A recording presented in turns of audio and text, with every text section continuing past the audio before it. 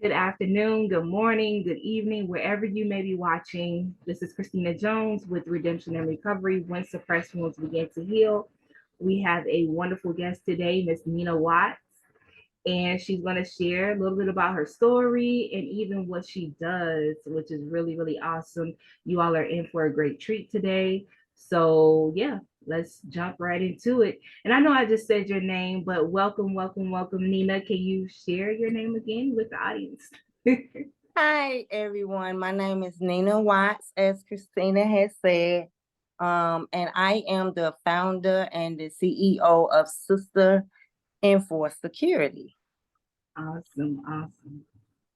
And so, Sister Enforced Security came about. First, I have to explain sister, right? Because Okay. sister actually means situational. And hold on, I get a little nervous, It's so okay. give me a moment. It's all right.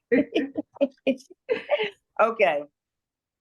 Sister actually means situational, intuitive, strategically training awareness, Mm, right? It actually is a compound of the skills and the training that we women has developed over a span of 20 some years, right? And I came about these awesome skills that God has blessed me with through working inside a prison system for over 20 some years.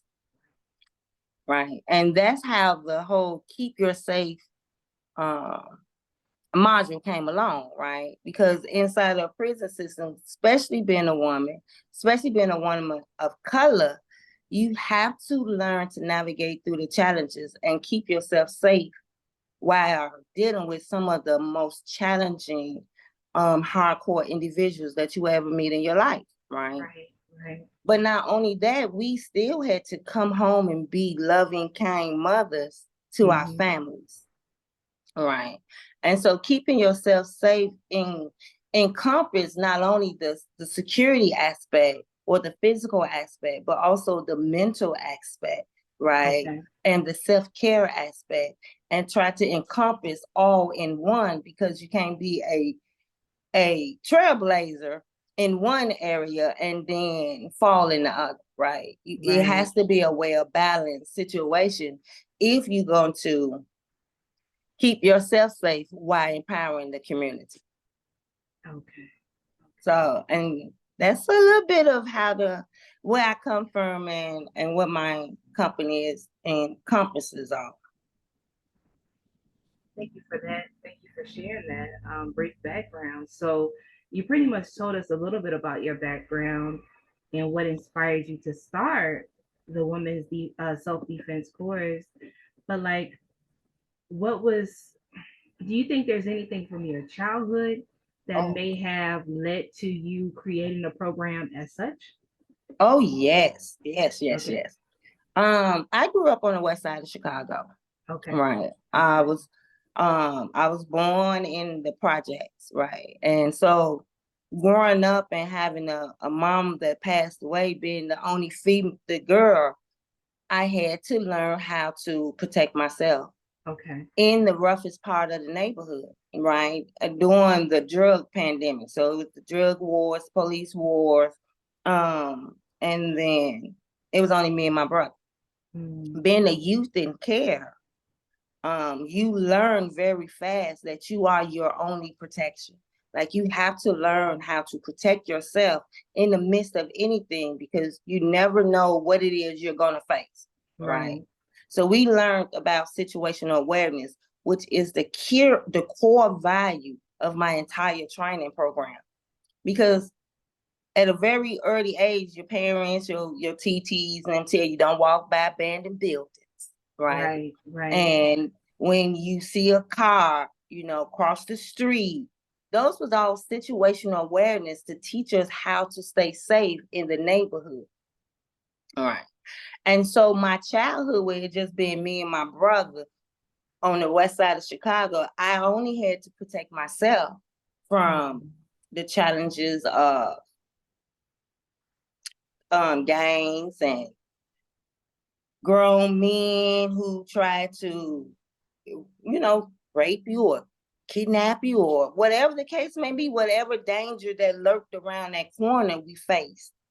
And so I had to quickly learn how to navigate that space and also protect my brother. Okay. So I was raised in a protective nature, right? And Right. that was my environment. And every day, like the Color Purple, I had to fight all my life. Yeah. And so my childhood led me to that defensive of always paying attention to my surroundings and noticing how individuals interact with me and how that made me feel and how it in turn turned to is a protective factor Okay. or was it a fear factor, right? Mm.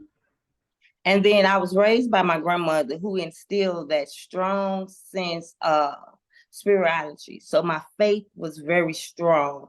And I learned to listen to my spirit when things went wrong or was going wrong. Mm. And all of that led into my career of going to work into a prison, a Okay. maximum security prison. Whew. Okay. Yes. But inside of there, that's where my skills honed in, right? Because I Right. started very young. I was 25 years old when I went into the system, Okay. right? And I was faced with murderers and killers and 3,000 men who basically was trying to figure out how they could manipulate me or find a way to use me to get out, right? And Right. so I had to quickly learn the unspoken word, things that people wasn't saying that was meant to cause me harm and danger out in spite of the words which they used. Right. Right.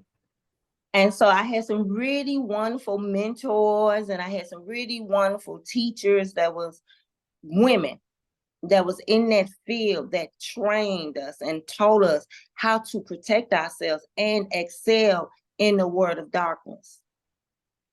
Right. And God always takes a pain and turn into a purpose. Right. And so he took that everything that I went through in my childhood and he turned that purpose into learning how to train others the skill of situational awareness, train others emotional intelligence, because those was the key factors, especially for women, to figure out who is trying to hurt us, why Mm. they trying to hurt us, to Right. advocate for ourselves, and to be able to stand in a space, even though you may can whoop me, I still will stand and speak on my behalf, right? And Right. so all of that led me into today's sister enforced security. Yeah. So, situational awareness. I know you briefly touched on it, saying like, pretty much being aware of your surroundings, but can you explain what situational awareness is? Situational awareness is the ability to assess every situational clue that is in your environment and make a informed decision on if it is a safe or if it's a fault. And then it also allows you to assess your ability to escape or fight. It's a tool that you use to engage the circumstance, the environment. It's a tool you use to engage the environment in order to read the negativity and make an informed decision on to leave. Because not all the time you have to fight. Sometimes you get that clue where you want to leave, and that's the best defense ever. Situational awareness allow you to see danger and exit instead of seeing danger and engaging. Mm. Right. It is the core value of protecting yourself because you can't read danger. You can't read an individual skill set and you can't see evil. Situational awareness allows you to see the shift in the room and know when a situation has changed, right? that can cause you harm. Right. And it is so important because I can teach you how to fight. I can teach you how to throw a punch. I can teach you how to use a weapon. But if you don't see the danger coming, you don't know when to use it. And a lot of times, because we don't see the danger coming based off situational awareness, we actually respond off of emotions instead of intelligence. And that would lead to wrong decisions and can lead to lawsuits. So, did I explain that to you? You did. And I think with everything that we're going, like all the things that we're seeing in the news now about different situations where, people are being kidnapped. And then now Yes. the big thing now with Cassie and Diddy and the video leakage and stuff like that, it's easy for one to say, oh, I wouldn't let that happen to me. Or that could be me. I would have did this. I would have did that. But you mentioned something earlier about emotional intelligence. How Yes. can that come together with that situational awareness? Because sometimes we can be in a very vulnerable situation and we don't know what to do. So how does that coincide with the emotional intelligence piece? So the emotional intelligence piece is it allows you to remove your suspicions, or it allows you to move away your perspective of the situation and look at it for what it is. Okay. Right. A lot of times we look at something and say, no, that can't be, because our emotions is telling us, no, that's not how it is. Emotional intelligence allows you to look at the reality of the circumstances provided with the situational awareness cues that you picked up, regardless of how you feel about it. Right. So emotional intelligence is if I walk into a room and I see a group of young group of people, and even though they laughing and smiling and grinning, right, I feel that it's a safe space for me to go in and engage. Okay. However, my emotional intelligence allowed me to read the situational cues. First of all, those group of people are over there and they have a shirt that says, "We represent killing," Mm, right? right, right, And you see that they over there and they doing drugs, and they are engaging in a lot of negative behavior, right? But right. they're not talking to me at all. Okay. Like I'm just out of space. Emotional intelligence allows you to take yourself out of it. It's not about you. It's about the situation that you see and the potential danger that causes you if you was there or not. Right. And Right. that's what emotional intelligence is. It is the alter ego. You Once you see a situation and the cues that says this can be a potential negative situation, not always dangerous, but a negative situation that can lead to negativity that can impact you in a unprofound way. The emotional intelligence says it doesn't matter if it can't happen to you. What matters is it can happen. Mm, Right. And that's the key part that we miss out, because a lot of times we dismiss our feelings or our sensors because that can't happen to us, or I right. wouldn't let that happen. I got these extra skills and all that. But that's irrelevant to the circumstances of the situation, because we can't see evil and we can't see skills. You do not know the skills that the individual portell while you think that you are able to handle yourself in that situation. I'm a highly trained individual, but I pay attention to my emotional intelligence when it comes to situations, because not all situations I can handle. Not all situations I want to handle, right? A lot of times I choose to exit instead of engage, because safety always comes with yielding, right? And that's one of our key codes, the yield. When you see a problem, yield, walk away. You ain't got to be the big person in the picture. Right. And so emotional intelligence allows you to take away your personal emotions away and use your intelligence to actually emotionally analyze the dangers that you see. Thank you for explaining that, because like one of the things that I want to say that I'm situationally aware of and emotionally intelligent is like when I go to like certain restaurants or certain places, I always look for the exit, you know, just in case if something go down, I'm able to get out of there. But I love how you gave an example about like here it is, you walk into a room, you see people, oh, they're laughing and giggling, having a good time, you know. However, they're wearing these shirts that says "I love killing" or whatever. It's like, is this somewhere I should be right now? You Yeah. know?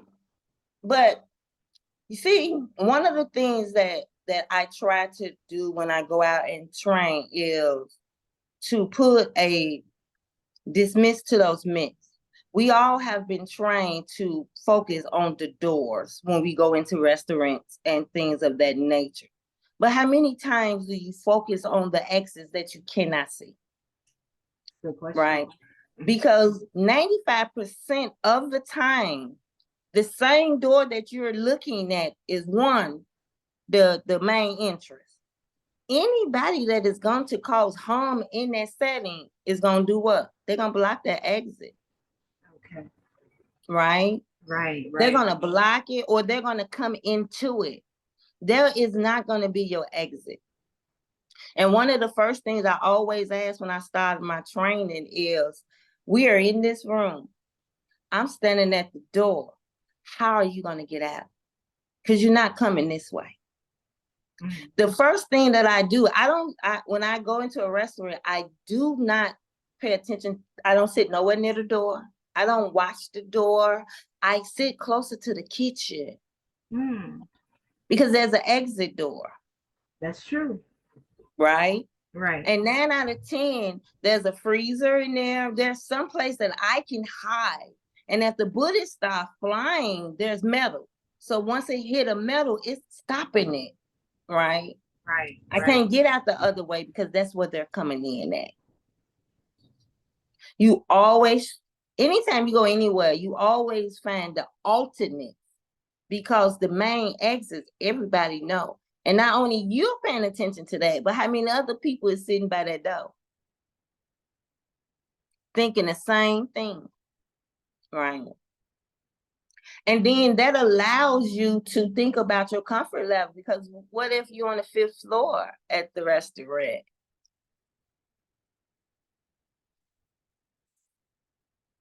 How you getting out? How you gonna get to the stairs? Right? And so I always try to rent, because I'm one of those individuals, I jump out a window. Will you?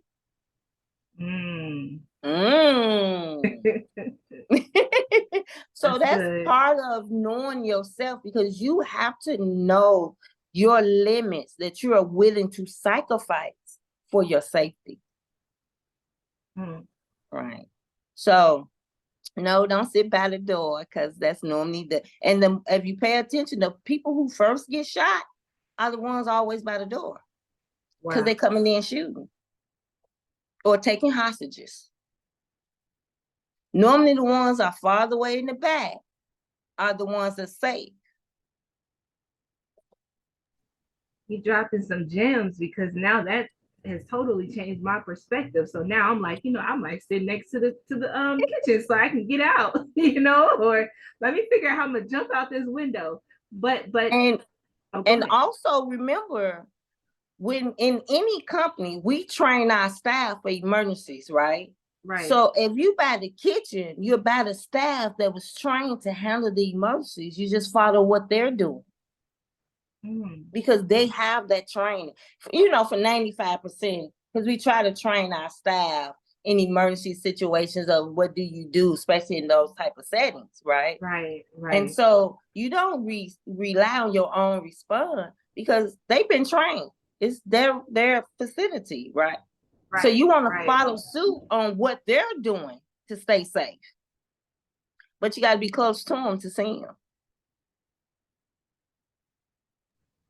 That's good. That's good. So like let's take a quick segue right now into, because like I said, you just dropped some gems. You know, now I can be even more aware of my surrounding and aware of the resources that I have within the surrounding area. So like how can someone like sign up for your courses, or um so that's one question. And then the other question is, do you provide training to different staff, like staffing agencies, or like if someone is saying, hey, I think I need some of this training, from my staff, do you train other people outside of your self-defense course for women? Actually, I do. Okay. So the the program is my company is a very new startup company. We just started in August of 2023. So we've been up and running for 6 months. We do design programs. We started out as a worker prevention program where we went into different organizations and we trained the staff on how to keep themselves safe in emergency situations until emergency response teams get there. Right. I have had the privilege, because God is so good, to go over to the Department of Children and Family Service and help design and implement the entire worker safety program. Right. And so I was able to create a self-defense course for them, a non-lethal course for them, Okay. and self-defense. That is my passion. My passion is to actually go out and train workers.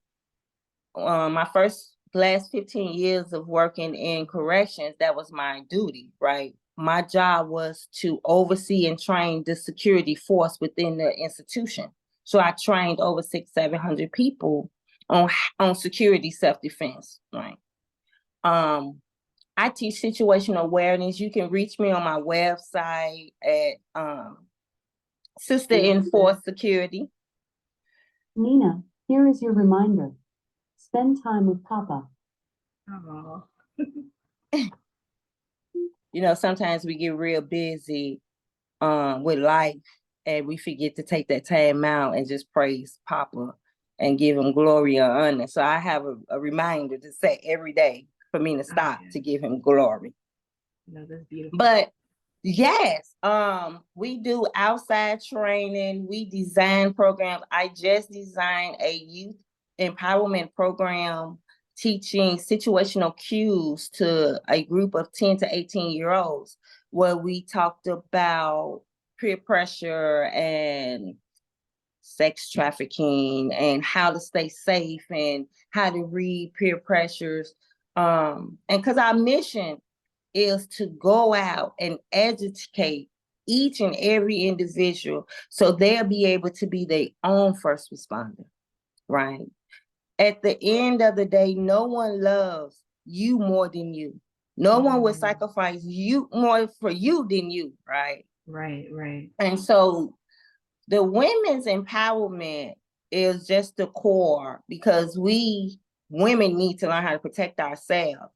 And a lot of times these training, the martial arts and the kid courses, they don't give us the necessary mental tools that we need in order for us to facilitate. If I don't mentally believe that I can actually fight a 7 foot 9 pound man, I don't care what skills you give me, I'm not going to engage it. It's going to always instill the fear, right? And Right. so you can reach me on my website. You can call my 855. I do personal trainings. I do group trainings. I do corporate trainings. I will design the program based off of your organization or your individual needs. Okay. I'm more of a one-on-one individual because I love to give you that core attention, right? It's so easy for us to say, do this, do that, do this. But I like to be, oh my goodness, you said it in your book. I love the way you said, what was it? Accountability partners. Yeah. Yes. And so my goal with this company is to be your safety partner, to walk anybody who needs to learn these skills, because it's not something you can learn overnight. Right. Situational is not something that you can learn overnight. Some of the things that I do with my grandkids with situational awareness, I drive around town and then I have them pick them out. Sometimes I jump out the car on other individuals just to show him or show them that it is vital that you pay attention even when you're driving, right? Right. And so, oh, honey, yes, I do volunteer work, right? To teach and train these same things to our youth. I believe that especially in our youth, that if they get this knowledge, right, that it'll grow with them. Yes. And then when they get to our age, it'll be a part of their everyday life, that it'll be second nature. Right. Right. Right. And so, yeah, I think my website, you can reach Sister Enforce.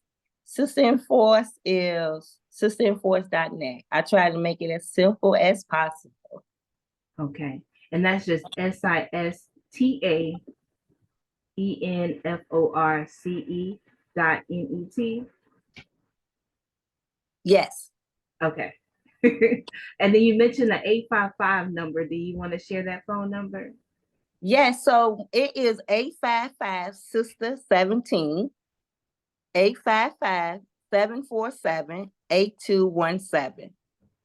You can also visit our website at enforce-safety.com. That's NFORCE dash SF, I'm sorry, SAFETY.com. Thank you for that. Thank you for that. And yeah, especially, when you're talking about the youth, I love that you're doing ages 10 to 18, because that's a very a lot can happen between that age. I wish there was something even for you like younger, especially when you start talking about like sexual molestation and different things like that. But I think that's really great. That's a great age group. And like you said, it will grow with them and you're becoming their safety partner, which is amazing. And yeah, I even think about, it was very tragic, for so many children to lose their lives in Yes, I think the Sandy Hook situation and people shooting up the movie theaters and coming into the church. yes, Like it's very, very important that we have something like this in our life, in our community. Even most recently, I forget, I know it was here in Illinois, but the person that they shot up so many people at, I think it was like a parade or something like that. yes, Like you're already yes. outside, so what do you do in a situation like that? Like how do you practice situational awareness and you're already outside? And see, is a wonderful question, right?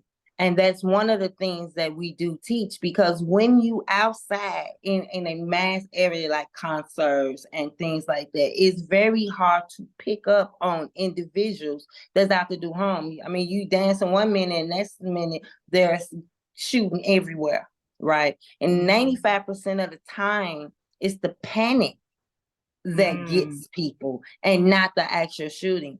But your emotional intelligence and situational awareness kicks right in. You already see all the people panicking. You already right, see which way they running, right? Your right. situational cues and already told you where the other exits are, Mm, right? And so you're going to pick up which way is the gun coming from. Like all these trainings, all that other emotional craziness that's going around, your training is going to block that out. That is not going to be a part of your box. You're going to focus on the other exits, right? Where's the shooting and the way that everybody's running. Because the way they run it, you can't get out. Everybody going that way. That's true. So why you going? That's true. Right. And so one of the things that you learn is you stop, you breathe, you analyze, you move. Right. But you always move in the opposite. And you don't move to get out. You move to a secluded area, a bathroom, a closet, because the perpetrators are focusing on shooting the mass amount of numbers, that which they can see. You can't get shot if you can't be seen. So That's I don't good. worry about getting out of the building. I worry about becoming invisible in the building. I don't care if I had to go jump in a dumpster. Right. Right. And so that's what you focus on. But a lot of times that's not the type of teaching that we receive in these self-defense classes and all that, which is vital to our health, to our safety. That's so true. But I did want to go back. We actually do create programs for children from the ages of 3 on up. It's a totally different awareness type of program that teach them the safetyness, right? Where they are able to not only articulate that something ain't right, but if it's only to draw, right? Something is going on, or how to keep themselves safe. Because unfortunately, evil don't pay attention to numbers of the age of the babies. That's true. That is so true. Right. And so I have a 3-year-old grandson, and yeah, he learns situational awareness and things like that now.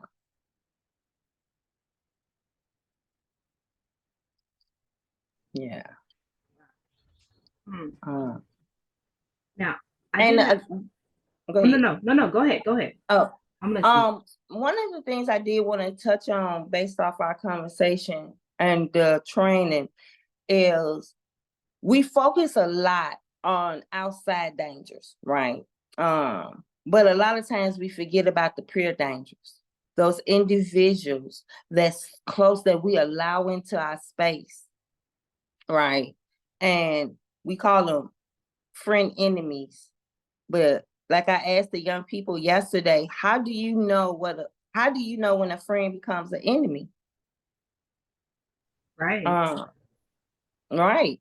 But you won't. You don't, because a friend becomes an enemy when you realize that they had ill intentions, but they always had them.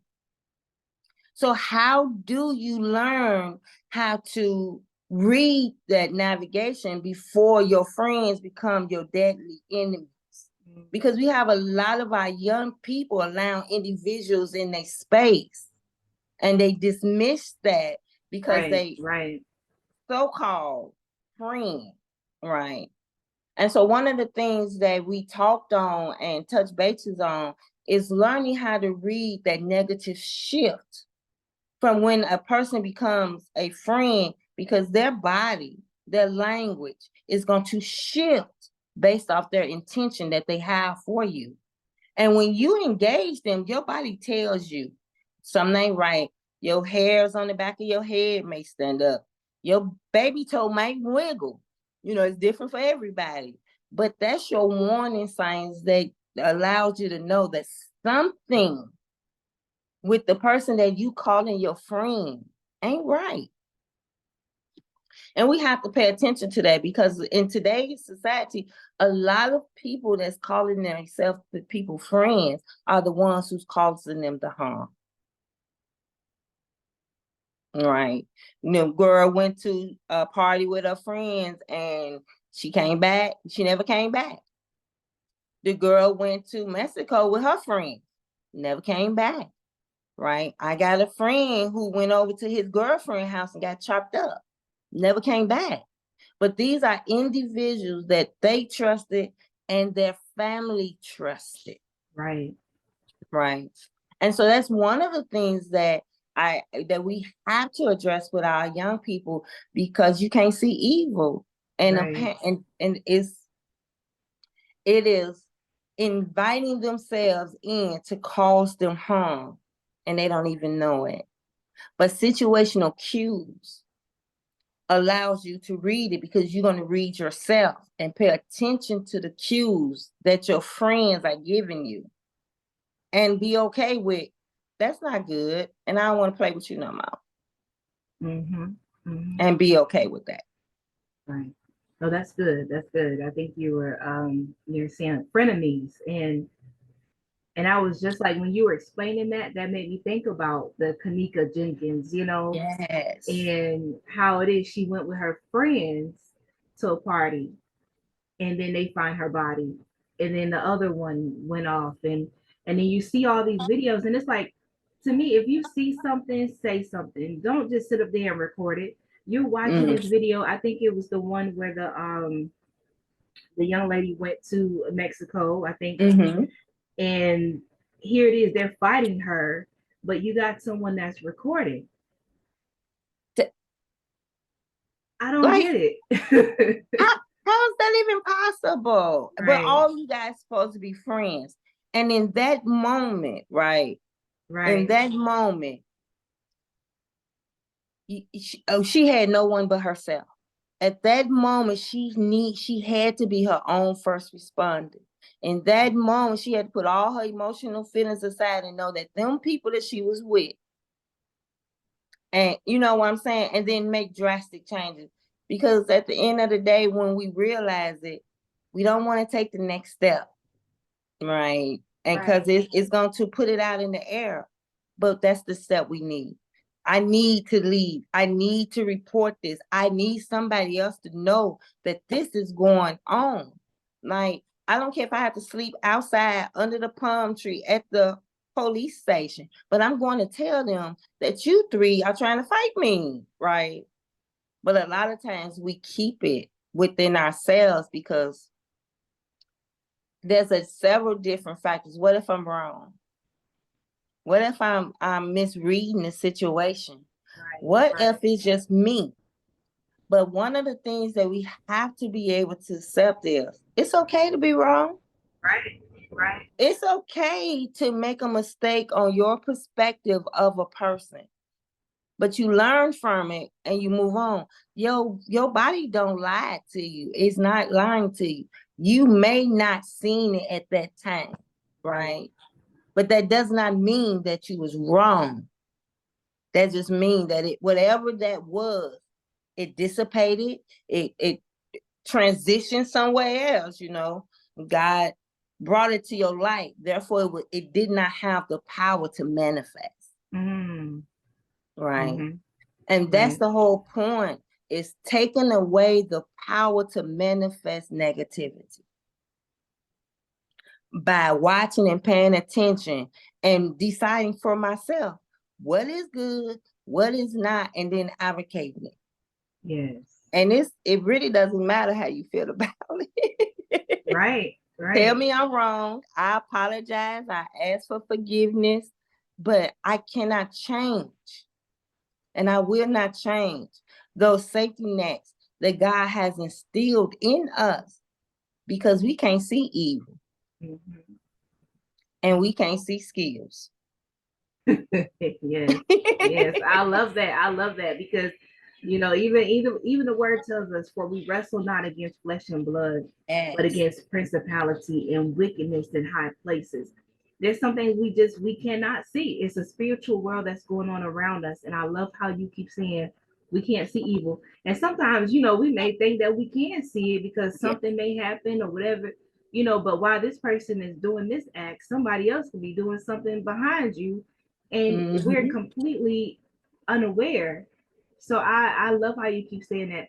I got all these questions, I know that I had sent you, but I love the direction that we're going into, because I didn't know you had the course for the 10 to 18-year-olds. I didn't know that you offered the corporate training, which I think is amazing.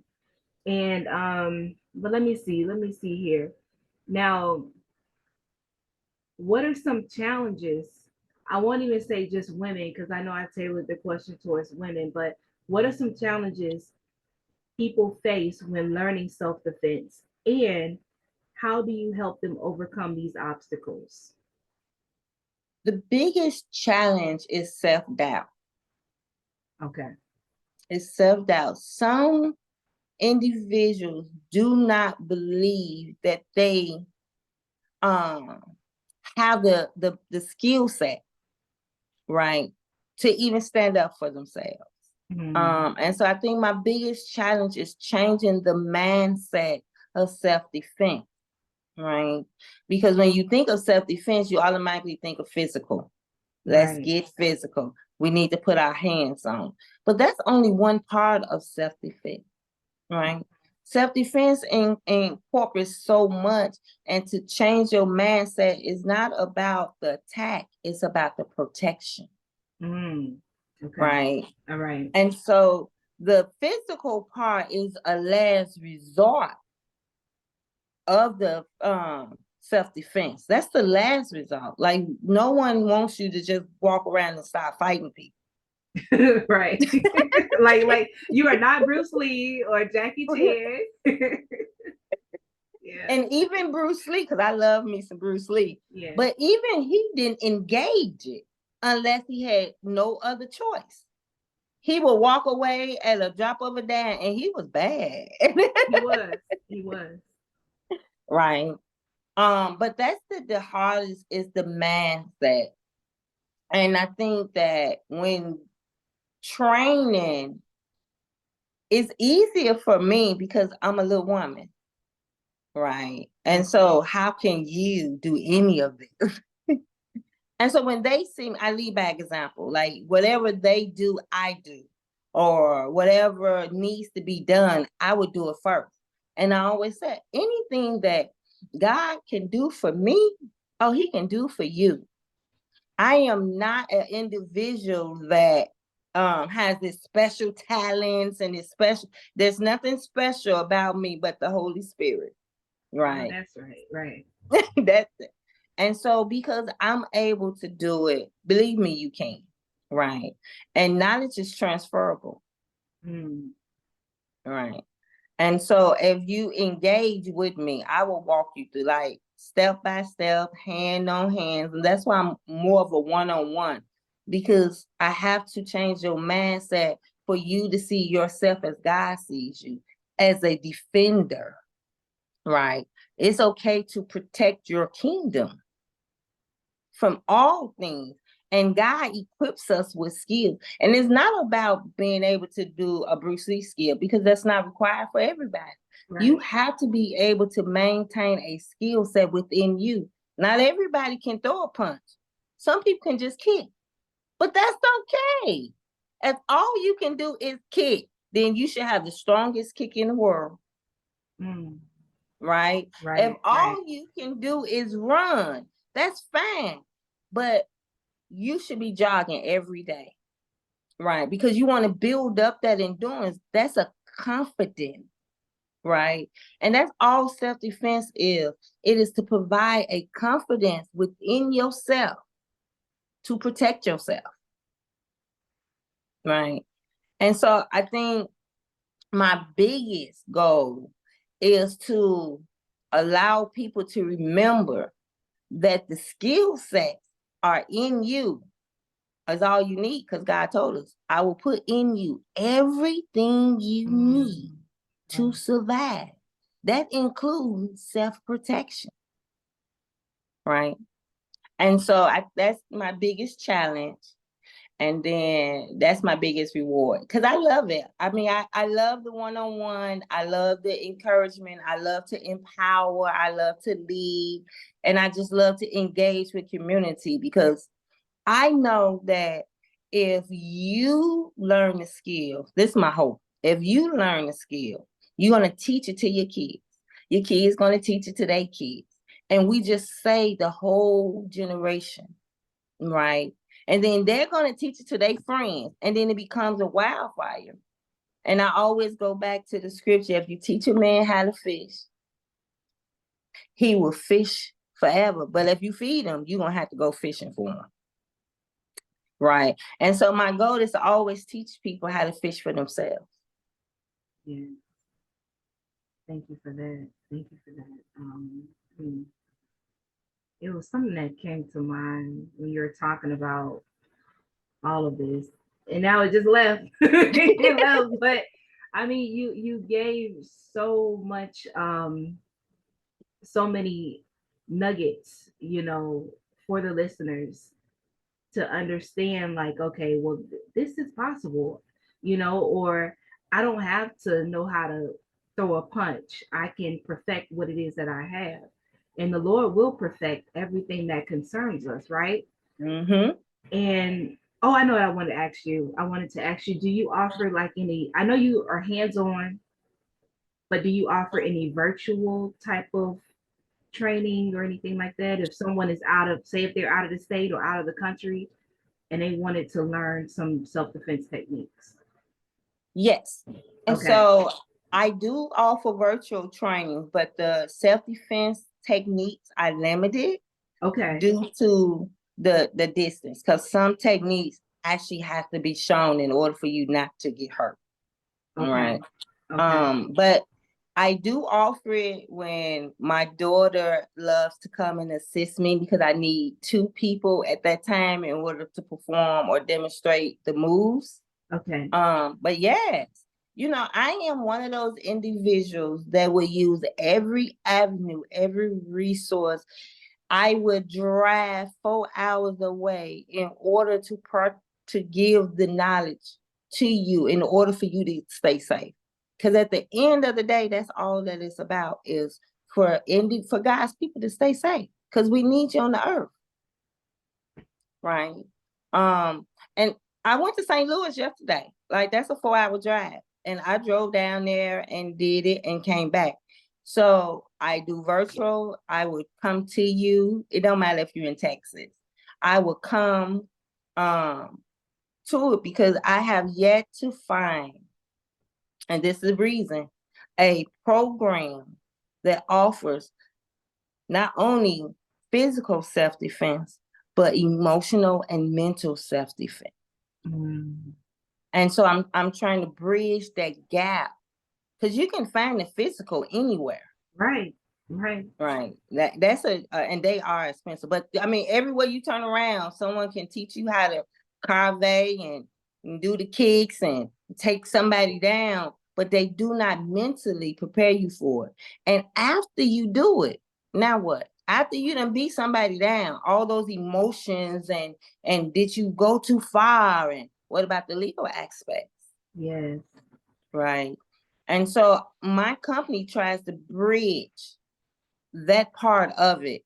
A lot of our self-defense is for the women is because we need to be able to protect ourselves. Like, and so I Right. focus on that point, because we are considered the most vulnerable group when it comes to adults. And we understand why, and I need to be able to walk to the store to get my baby some milk at 2 a.m. without fear of never coming home.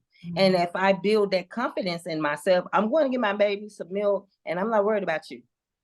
Right. Right. Right. Because I'm already going to know that you're on the corner, because I done seen you. Right. I already know that there's 2 lights down there and there's 3 alleys that I'm going to have to cross to get to that store. Right. Right. Right. And that's how that kicks in. And that's the training that I need, because I worked in a prison for 20 some years. Not one of them ever notified the victim prior to the assault. Not one. It's always a sneak attack. Mm, Right. And so we have to be able to, as my grandma said, read the unspoken words in order to see the danger, because we can't see evil, but we can see danger when it's coming. right. Right. That's true. We can see. Can I ask you one more question? Oh yeah, you can ask me a question. Do when you are out traveling, driving, you going out of town, do you carry enough gas money in cash, or do you use your credit card? Now, grandma always said you want to make sure you have some cash on you just in case. I know at the time it was like if you need to use the payphone, but we don't have too Mm-hmm. many of those. but definitely having some cash on you. But tell me, what should And I that's do? no, and that's why I asked, because no matter where you go or no matter what you do, you should always one know how much it costs to fill up your tank, and you should always keep that amount on you in cash. Because if you wind up going somewhere and they don't take credit cards or whatever the case may be, the system is down and you cannot get home, you have to ask somebody to help, right? Well, you just inform them that you don't have no money, you can't get home, and now you have just became their target. You don't know the individual that you just talked to and asked for, and they might even give it to you. But now they can follow you home because they know what car you got. They can you see all those dangers that's associated with the simple ask, because I didn't know the credit card the machine didn't work. I had my phone. And a lot of times we don't think about that, especially being women. I done went down here and I thought it was working and I ran out of gas, the day. But now I got to ask a stranger for help and just let them know that, Yes. right. And so that's why I asked, because I keep at least a tank full of cash on you at all, when you in your car, because if you Yes. pull up, they'll take cash for gas Right. all the time. But That's if so you talking true. about paying for a credit card and they machine down, they're not giving you no gas. Mm-mm. And now what you gonna do? That's good. A lot of times we place ourselves in vulnerable situations and circumstances because we didn't know what we didn't know. Right. Right. Yeah. No, that's good. That's good, Nina, because that actually that actually happened. My husband and I, we had went over to New York. I think this was like last January. Yeah, I think last January. When we got over there, my card, the chip stopped working. Mm. So we already had made reservations for the car and stuff like that. We didn't make reservations for a hotel because usually, like when we go somewhere, we just get a hotel, once we get there, because sometimes it'd be cheaper. But Mm-hmm. those are some things that can prepare us. And just to add to the whole gas money situation, like right now, realistically, we need to probably have about maybe $50 to $60 on us for gas money, or Mm-hmm. even making sure we have bus fare, just in case we break down, just in case, whatever it is. So in New York, far away from home, trying to figure out how we was going to get this car, but we prayed, and the person at a different car place was able to actually help us get a car, and she was able to run our car behind the desk. So at that moment we had to figure out what we had to do in that moment, right? Mm-hmm. Now there was a part of me that wanted to give up, but it's like we have to become our own resource. We Yes. have to become resourceful. We can't just fold in that moment. And I think that's very, very important. And I think it's wonderful that you offer that emotional aspect of what do I do in case of, and Mm. how do I check my emotions in this sense. And even thinking about the legal aspect, kind of pushing away from the other piece of, making sure you have the proper things that you need on you. But the legal aspect, I know I learned this in the conceal and carry class, is that, like, okay, yeah, this person came into your dwelling and you took the proper precaution on protecting yourself, protecting your family, and now you use your weapon to defend yourself, and now this person has passed away as a result of it. However, the example that was given to us in that class was like, what if this person's family now they want to come after you? You need to know what you have to do in a situation like that, right? Mm-hmm. So I'm Mm-hmm. so grateful that you encompassing like everything. You're taking a holistic approach. You're focusing on the whole situation, because what if we were a fly on the wall with the whole the shooting at the church? Mm-hmm. This guy came in, I think his name was Dylan. He came in, during a Bible study, you know, what if people, Mm-hmm. what if there was something that God was already trying to show them about this individual, how they was looking and how you can feel, because although we can't see energy, we can feel it. Yes.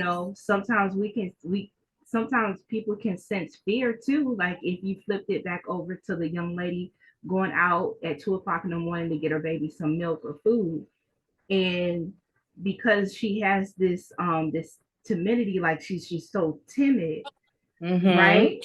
People can see that, they can sense that and feel that. And it's like it seems like through your program, you're helping them to build that confidence so that they can protect their kingdom, right? And Right. I just like I know I'm like all over the place, but I'm just trying to pull out these key things because it's so important. It's almost some things that maybe mama didn't teach you this, or maybe daddy didn't teach you this. Maybe you didn't have anybody teach you these things. So Mm-hmm. it's very, very important that we are aware of not just what's on the outside, but what's on the inside.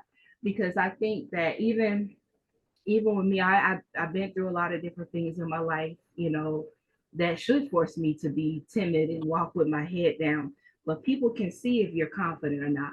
You Yes. got your head Yes. up. You can be, I don't care if you 4'3" or you 7'3".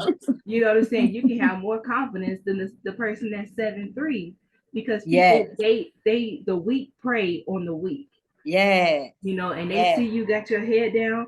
But I feel like if somebody took your class, whether they take it virtually, whether they take it through their job, or they call you up and you come and you drive 4 hours, or somebody send you, they pay for your flight to come out and teach them. I think that once they complete your course, that will give them a whole new sense of their value, their worth, and to say, you know what, I don't have to fight like Bruce Lee. I don't need to be big as Debo, you know, Right. to protect myself. So, is there any message or piece of advice you would like to leave with our listeners, especially those who may be hesitant about taking a self-defense course? Or you don't just, like I said, you don't just offer self-defense, you offer so much more. So if somebody's hesitant on taking your course, what kind of advice would you give them? The first thing I would say, my first advice is self-defense is not, self-defense is self-protection. And at the end of the day, regardless of who class you take, you have to you have to become your own first responder. You have to take in consideration that no one is going to love you more than you. No one is going to sacrifice for you more than you, right? And a lot of times, I want people to realize that you don't have to be the biggest person. You can be the smallest person, and everybody can be a little piece of leather, well put together. It's hard to break leather, right?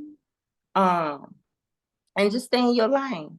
Pay attention. You don't have to take a class to pay attention to your surroundings. Listen to yourself. Your body is your best teacher. It's telling you something. Listen to it, right? And at the end of the day, please learn how to protect yourself. Yeah. Learn how to protect yourself and let God lead you. God will lead you to the skills that you need to develop. He sees the future and he knows the past. So it may not be my course, right? But Right. whatever course you take, make sure that they cover the legal aspect, right? Because a lot of times we only give out the bits and pieces of it, but legally, they're trained to hold you liable, right? And so, whatever class you take, make sure you understand the legal ramifications. And every county is different. Okay. But outside of that, I mean, just you be your bacon licious and know that you can defend yourself. It doesn't matter how old you are. I know a person who was in a wheelchair and can whoop me, and I got 2 legs. So Yes, yes. Thank you for those words of encouragement. You said the bacon licious. I know when I met you at the vendor event, right? And you said you love you some bacon. Let's hear the acronym that you have for bacon. Oh, well, I actually have one of my shirts on now with Okay. the bacon acronym on it. And it says, be awesome, create originality now. Yeah. Right. Yes. Um, be be aware and create a reality. What did I say? Well, I can't see Oh, it because of the. You might have to and stand I up. do. I Hmm. love baking, and I try to create positive acronyms that empower and uplift individuals using the term of baking, because bacon brings me so much joy and happiness, and I just want to share it with everyone, right? Yeah. And so I create different baking acronyms. I have a online store called Speak Bacon, and it has various t-shirts and hoodies and things like that with different baking acronyms on it. And I even got one that say I'm a baking alcoholic. I mean a baking holic. I'm a baking holic. Okay. um, but I do. I also my dog name is Bacon. Okay. So I do love bacon. That bacon was the last meal I shared with my mom before she passed. Oh wow. Yes. And so my mom passed when I was 7. And so I have been loving bacon ever since, right? And so it has God this is how you know God is so good. He took the one thing that I truly love. The Holy Spirit gave me acronyms to go with it, and he created a whole store. And all thing I wanted to do was eat the bacon. And I say that to say that it doesn't matter who you are or what level of life that you are in. Turn to God, and he will ensure that you have the skills you need to protect yourself. At the end of the day, the skills that I have, God aligned them in order for me to obtain them. Right. And so I am a true testament that God can take all the evil in the world, and he can give you the skills you need for yourself, not based on Yes. nobody else, just on your own abilities in order to protect you. And not all the time it's physical. Sometimes God give us that man that can navigate and ain't never raised a hand in their life, right? Right. God Right. knows the skills that we need, and he knows our level of confidence and ability, right? And he will give it to you at the moment that you need it. So Yes, he always will. trust in him. Yes. That's my best advice. Always trust in Papa. Yes. Yes. Yes. Yes. Proverbs 3, 5, and 6. Trust in the Lord with all your heart. Lean not on your Yeah. own understanding. In all your ways, acknowledge him, and he shall direct your path. Right. Right. And Right. then even going back to that fear thing, that fear factor, we have in Second Timothy chapter 1, verse 7 that says that for God is not given us a spirit of fear. Yes. Fear is not a spirit from God, but the No. spirits that he has given us is of love, of peace. Let me see. Hold on. Let me, okay, well, I know power, love, and a sound mind. Yes. The Right? sound. We gotta Mm-hmm. protect our mind. He's Yes. given us a spirit of power over these things. And just how you said that all this evil stuff that's in the world, God can equip us with the things that we need to fight against those things. You know, when you have that one scripture about, the putting on the full armor of God, right? Yes. This thing is mental, is spiritual, is all those different things. And before we close, you mentioned about your mom, and one of the things I like to encourage people, especially when they're dealing with grief, is to try to hold on to those beautiful memories of that Mhm. person. They're no longer here, but you can hold on to those beautiful memories. Yes. And if you can say something about that, someone that may be grieving the loss of someone that was very close to them, and they just may feel like, you know what, this is, I can't move on. I seen where someone had posted, I think he's a pastor, Pastor Chris, or he posted something that said, "Do not die with the person who died." Can you share something? It just popped on my heart when you mentioned the significance of bacon and your mom. You, you, that's a love that is heavy. My mom passed. I just put on Facebook. I've been celebrating Mother's Day and her birthday for 47 years now. Heavenly, right? Wow. Wow. But it's it's a sadness that you have to find a purpose for that pain, because that pain is not going to go away, because it's a missing, it's a void. And when you have to walk in life with somebody that is as dear as your mom, I had to find a way to make her a part of my life as I moved on, because other than that, I felt like I was closing her out. Right. And if you're going through a loss, and if you're going through something really heavy, don't close them out. Find a way to embrace who they was to you. Find a way to take that love for bacon and make it a part of your routine. Because every time I have a piece of bacon, I remember my mom. I remember that smile. I remember that encouragement. And so find that encouragement part of that person and hold on to it. When you get sad, when I get sad, I have a piece of bacon, not because it's the bacon, but I'm connecting with my mom. I'm connecting with that bond that we share. I'm connecting to that loss that was never fulfilled, right? And it allowed me to heal from the emptiness by embracing the love that would never die. So the bacon allows me not to miss her. It allows me to love her where she's at. Thank you for that. That was a beautiful explanation. Beautiful, beautiful. Oh, before we go, because I know we're gonna be wrapping up.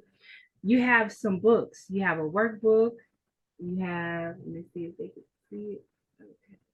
Yes. How can people? You can't really see it here, but how can people get your books if they can't come to your course? Well, this book, this workbook.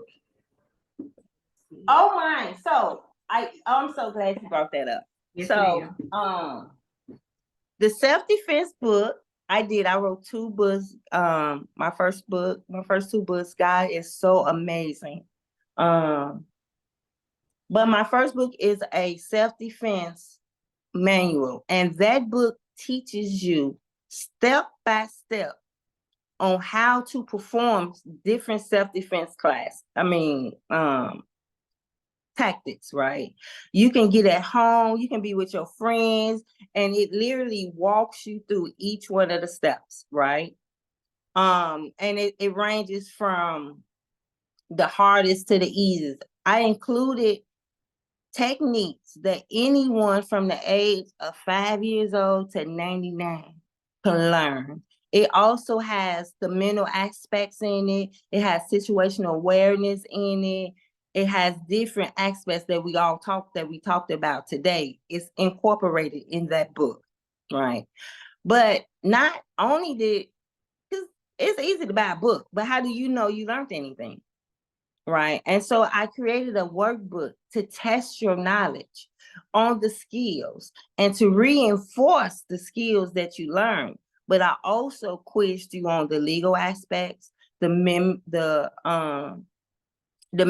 aspects, and give you key points on how to actually implement it in your life on an everyday term. And You can get them on Amazon or anywhere where they sell they, books at, but they are mainly on Amazon. Or you can always reach out to me at sister@snfs.com, and I can mail you a copy. But it has filled in the blank, the KISS frameworks. It really tests your knowledge, because a lot of times we like to go through and we learn the skills, but we don't retain the mental information that you need when you are called into court, right? When you're called into court and you perform these duties, and they're going to ask you where you get your training from, you're going to be able to articulate how you got it, who you got it from, what you learned, and how you know that you did not use excessive use of force. And that was the purpose of both of these books, because not only did I want you to be able to protect yourself physically in the world, but also legally. No one's trying to go to jail. I know that's right. I know that's right. Well, thank you, Nina. Was there anything else you would like to say to the listeners before we close out? No, but I would like to say thank you. You're I welcome. want to really just give a heartfelt thank you to your amazing program.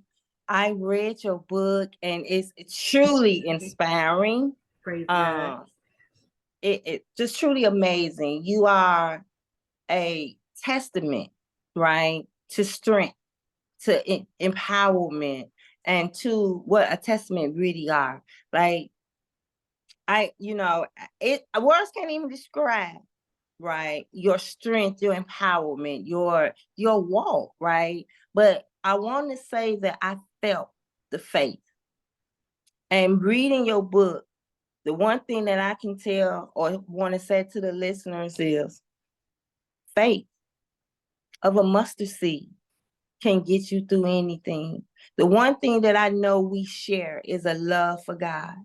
Yes. And no matter what our walk took us through, that was very laid out in your book.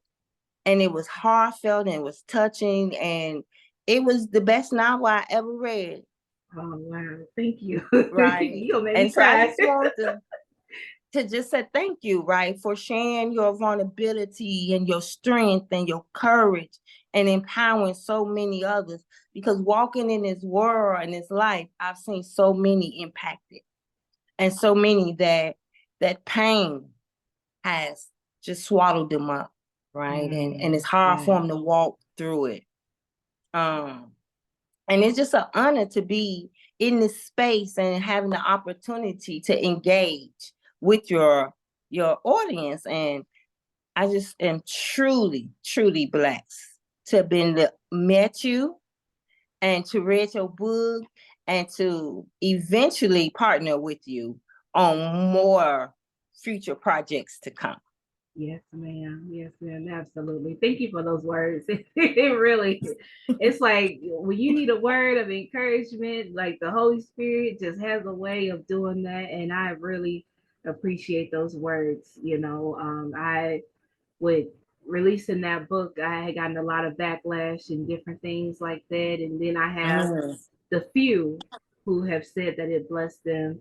And I really appreciate those words. I thank God that we did meet at the vendor event. I'm so grateful that you're doing the work. You're out there helping people to become the best version of themselves so that they can protect themselves. And I'm so grateful, Miss Nina. Oh, thank you. But glory be to God. Yes. Yes. Glory be to God. Yes, ma'am. Yes, ma'am. All right. So please share again, how can people get in touch with you, ma'am? How can they schedule you? How can they get we already talked about how they can get your books, but if they needed to book you to come in and train staff, train their youth, one-on-one sessions, how can they do that?